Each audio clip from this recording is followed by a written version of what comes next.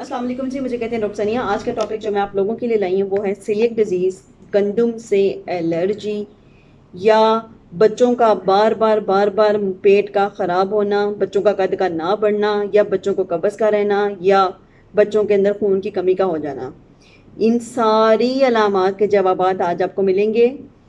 तो सबसे पहले मैं आपको बताना चाहती हूँ सीलिएक डिजीज़ या गंदम से एलर्जी किसको कहते हैं। सीलिएक डिजीज़ एक निज़ाम हज़म की एक ऐसी बीमारी है जिसमें आपकी आंतों के जो बर होते हैं, जैसे कि तोले के ऊपर बर होते हैं, वो ज़ाया हो जाते हैं, ख़त्म हो जाते हैं, क्योंकि आपका जो पेशेंट होता है उसको वरासत में एक प्रोटीन होती है जिसको हम ग्लूटेन कहते हैं, जो कि गंदम के अंदर पाई जाती है। उसको खाने से एलर्जी होती है और वो आहिस्ता आहिस्ता बर को ज़ाया करती है, जिसकी वजह से उस बर का जो काम होता है कि खुराक के अंदर जो ग़ज़ाइयत होती है उसको जज़ब करे और खून में शामिल करे, वो काम नहीं हो पाता और जो खाना वो खा रहा होता है वो पखाने में निकलना शुरू हो जाता है।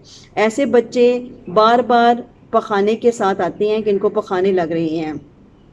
इसके अलावा इसकी क्या इलामात हो सकती हैं वो भी मैंने आपको फटाफट बता दी हैं। कद नहीं बढ़ सकता, कब्ज़ रह सकती है, बड़े बड़े बदबूदार पखाने आ सकते हैं, उल्टी आ सकती है। इसके अलावा पेट फूल सकता है और वज़न कम रहता है, वज़न नहीं बढ़ता, बच्चे की ग्रोथ अफेक्ट होती है।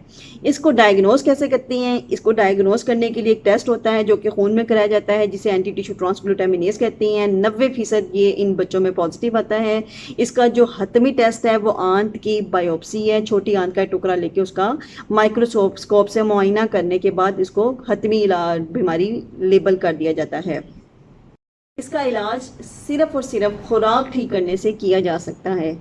खुराक में हमने कैसी खुराक देनी है जो कि ग्लूटेन फ्री हो। ऐसे बच्चों को जो नहीं देना, वो नान नहीं देना, रोटी नहीं देनी, चपाती नहीं देनी, इसके अलावा मैदा और उससे बनी हुई चीज़ें नहीं देनी हैं। आपने बाज़ार की बनी हुई आइसक्रीम नहीं देनी, बाज़ार के बने हुए चिप्स नहीं देने हैं।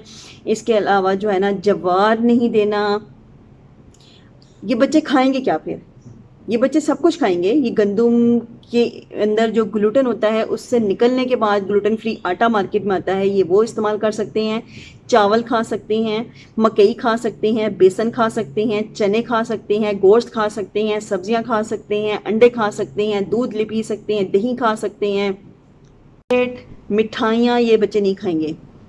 इस बीमारी को अगर आप इलाज नहीं करेंगे तो उसकी कॉम्प्लिकेशंस क्या हो सकती हैं, बीमारी की पेचीदगियाँ क्या हो सकती हैं? बार बार पखाना लगेगा, बार बार पखाना लगेगा। गज़ा में मौजूद जो गज़ाइयत है वो खून में जज़ब नहीं होगी और उसके फ़ायदे नहीं हासिल होंगे। बच्चों का कद नहीं बढ़ेगा, हड्डियाँ छोटी हो सकती हैं, हड्डियाँ टेढ़ी हो सकती हैं।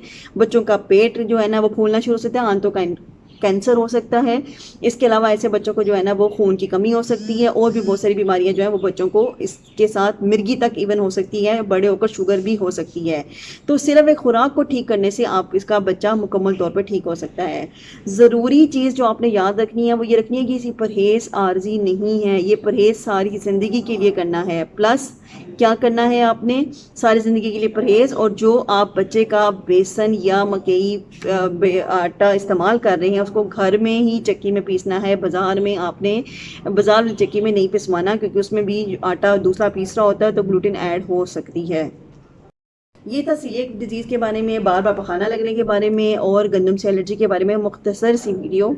इसके अलावा कुछ पूछना चाहें तो कमेंट बॉक्स में मुझे पिन कीजिए। मेरी वीडियो पसंद है तो लाइक कीजिए, दुआ में याद रखिए। चैनल आप सबकी डॉक्टर हेल्थ सीकर्स पर डॉक्टर सनिया को सब्सक्राइब कीजिए। अल्लाह हाफिज़।